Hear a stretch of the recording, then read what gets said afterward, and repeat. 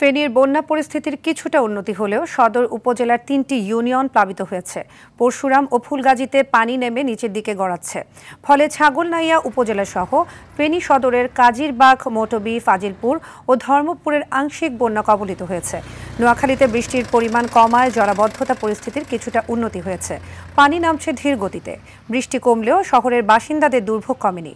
ঢাকা বিভাগের কিছু কিছু জায়গায় অস্থায়ীভাবে দমকা হাওয়া সহ হালকা থেকে মাঝারি ধরনের বৃষ্টি বা বজ্রসহ বৃষ্টি হতে পারে। সারা দেশে দিন ও রাতের তাপমাত্রা সামান্য বাড়তে পারে। এছাড়া সমুদ্র বন্দরগুলোকে সতর্ক সংকেত নামিয়ে ফেলতে বলা হয়েছে।